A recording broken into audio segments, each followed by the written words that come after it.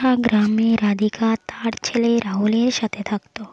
রাধিকা অন্যের হোটেলে কাম করে ঘর চালাতো, কিন্তু তার ছেলে রাহুল কোনো কথাই শুনতো না। আমি কোনো কাণ্ড করতে পারবো না, আমার টাকা চাই, আমার টাকা দাও, নাহলে আমি বাড়ি ছেড়ে চলে যাবো। রাহুল এইভাবে জোর করে তার মার কাছ থেকে টাকা নিয়ে বাড়ি থেকে বেরিয়ে যায়। আর তার মা হোটেলে কাম করবার জন্য চলে যায়। হোটেলে কাম করতে গিয়ে ওর মাকে হোটেল থেকে বের করে দেওয়া হয়। তার মা বাড়ি ফেরার সময় রাহুলকে অন্য একটা মেয়ের সাথে দেখে ফেলে। কি রে, তুই এখানে কি করছিলি? মেয়েটার সাথে কি করছিলি? মেয়েটা তো আর ঠিক আছে, তাহলে এবার তুই কিছু কাম শুরু কর। আমার চাকরিটা চলে গেছে, এবার তুই কিছু কাম করতে হবে তোকে। আমি আসছি। ঠিক আছে, এবার তুমি রান্না করো, আমি আসছি।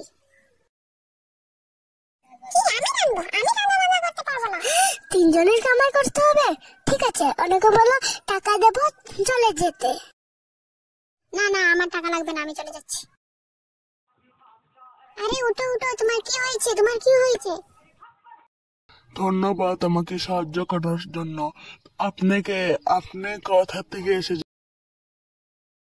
আমাকে ঘর থেকে বের করে দিয়েছে, আমি কোথায় যাব বুঝতে পারছি না, তাই এখানে বসছিলাম। তুমি আমার সাথে চলো, তুমি আমার ঘরে থাকবে, আমি তোমাকে রুটি সবজির দোকান খুলে দেবো। এটা তোমার ঘর, কোনো কিছু দরকার হলে আমাকে বলো। তোমাকে অনেক ধন্যবাদ এত কিছু সাহায্য করার জন্য। আমাকে দুটো রুটি দাও, আমাকে দাও, আমাকে পাঁচটা রুটি দাও। তুমি তো একটা ভিখারি, আমি তোমাকে ছেড়ে চলে যাচ্ছি। আমাকে ছেড়ে যেও না মা, আমাকে ক্ষমা করে দাও মা, আমাকে ক্ষমা করে দাও। আমরা একটা ঘর কিনেছি, এই ঘরে আমরা সুখের শান্তিতে থাকবো।